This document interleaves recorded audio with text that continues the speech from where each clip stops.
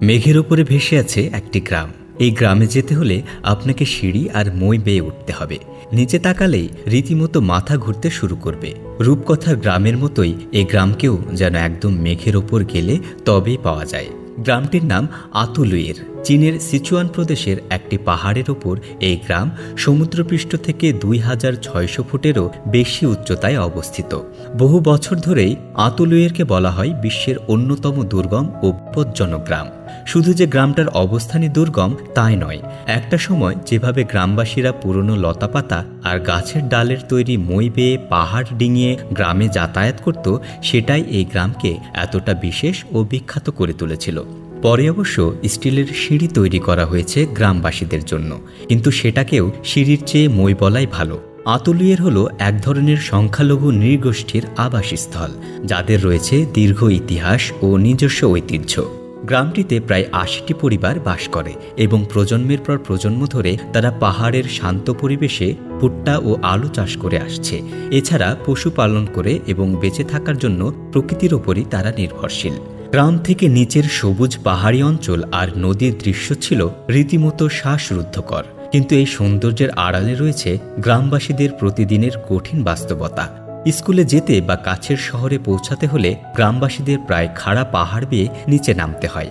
এমনকি ৬ থেকে ৭ বছরের শিশুদেরও স্কুলে যাওয়ার জন্য পাথরের গাঁ ঘেঁষে তৈরি পুরনো লতাপাতা, ডাল ও দড়ির মই বেয়ে ওঠানামা করতে হয়। আগে এগুলোই ছিল একমাত্র সম্বল। এখন স্টিলের সিঁড়ি হওয়ায় দড়ি ছেঁড়ার ভয় নেই, কিন্তু এরপরও ঝুঁকি থেকে গেছে। এসব পথে যাত্রা করলে প্রায় ২ ঘন্টা সময় লেগে যায়, আর পা পিছলে পড়ে যাওয়ার ভয় তো থেকেই যায়। ২০১৬ সালে যখন খালি পায়ে শিশুদের মই বেয়ে ওঠার ছবি ইন্টারনেটে ছড়িয়ে পড়ে, তখন বিশ্বের বহু মানুষ এই গ্রামের কথা জেনে অবাক হয়েছিল। ছবিগুলোতে দেখা গিয়েছিল শিশুরা শত শত ফুট উপরে কোনো নিরাপত্তা সরঞ্জাম বা সুরক্ষা ছাড়াই চিকন লতাপাতা ধরে ঝুলে ঝুলে চলছে। এই ছবিগুলো বিখ্যাত হওয়ার পর চীনা কর্তৃপক্ষ পদক্ষেপ নিয়েছিল। প্রথমে তারা বিপজ্জনক লতানো মইগুলোর বদলে রেলিং সহ স্টিলের মই তৈরি করে দেয় এবং এই কাজ ২০১৬ সালে শেষ হয় এবং যাতায়াত কিছুটা নিরাপদ করে তোলে। তবুও কাজটা সহজ ছিল না। মানুষকে তখনও ২৫০০ ফুটের বেশি খাড়া পাহাড় বেয়ে ওঠানামা করতে হতো, কিন্তু অন্তত আগের চেয়ে এটা বেশি সুরক্ষিত।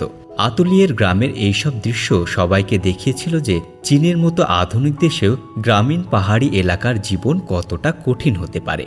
পরে চীন সরকার মই তৈরি করার চেয়েও বেশি কিছু করার সিদ্ধান্ত নেয়। ২০২০ সালে তারা গ্রামবাসীদের একটি নতুন জায়গায় সরিয়ে নিতে শুরু করে। বেশিরভাগ পরিবারকে কাছের ঝাউঝুয়ে শহরের এক আধুনিক অ্যাপার্টমেন্ট কমপ্লেক্সে স্থানান্তর করা হয়। এই নতুন বাড়িগুলোতে বিদ্যুৎ, পানির ব্যবস্থা, ইন্টারনেট এবং এলাকায় ভালো স্কুলও রয়েছে।